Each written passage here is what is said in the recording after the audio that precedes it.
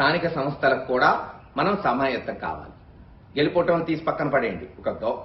ఒక బాధ్యత కలిగిన ప్రతిపక్ష పార్టీగా మనం ఎన్నికల్లో పోటీ చేయాలి, ప్రజలకు అప్రమత్తం చేయాలి. తెలుగుదేశం చేస్తున్న అన్యాయాలు, వాళ్ళు మొదలుపెట్టని అబద్ధాలాడి మొదలుపెట్టిన పథకాలని జనంలోకి తీసుకెళ్దాం. మన పోరాటం మనం చేస్తాం. మన అధ్యక్షుడు చెప్పినట్లు ఎక్కడా ధైర్యపడాల్సిన అవసరం లేదు. మీ బిడ్డ కాసు మహేష్ రెడ్డి ముందుండి నడిపిస్తాడు. అంతేకాదు, తెలుగుదేశానికి ఉన్నది ఇంకా 2 సంవత్సరాలు మాత్రమే. 2.5 సంవత్సరాలు అయిపోవచ్చింది. చివరి 6 నెలలు నోటిఫికేషన్తో పోయింది. అంటే రేపు జనవరికి ఒక సర్పంచో, ఒక మండల్ ప్రెసిడెంటో, ఒక చైర్మన్ ఎక్కినా వాళ్ళు ఉండేది 2 సంవత్సరాలే. ఆ తర్వాత మన ప్రభుత్వం వస్తుంది, జగన్మోహన్ రెడ్డి గారు సీఎం అవుతారు.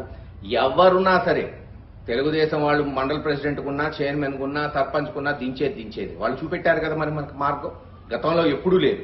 ఏ ప్రభుత్వం వచ్చినా స్థానిక ప్రతినిధుల్ని కొనసాగేవాళ్ళు. కానీ ఈసారి మన ప్రతినిధుల్ని వాళ్ళు ఆపారు. రేపు ఖచ్చితంగా దీనికి 2 ఉంటుంది.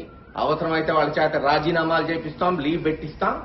ఈ రోజు ఎవరైతే పంచాయతీలకి, మండలాలకి, జడ్పీటీసీలకి, చైర్మన్లకి మన వైఎస్ఆర్సీపీ తరఫున నిలబడ్డారో వాళ్లే రేపు 2029 జూన్ నుంచి ఆ తదుపరి వచ్చే స్థానిక సంస్థల వరకు వాళ్లే ప్రతినిధులుగా ఉంటారని తెలియచేస్తున్నాను. గతంలో కూడా ఇదే జరిగింది, గుర్తుపెట్టుకోండి. 2014లో ఓడిపోయిన సర్పంచులు, మండల్ ప్రెసిడెంట్స్ ని నేను ఆ రోజు లేను, కానీ 2019 ఎలక్షన్ గెలిచిన తర్వాత 2.5 సంవత్సరాలు వాళ్ళనే కొనసాగించాను.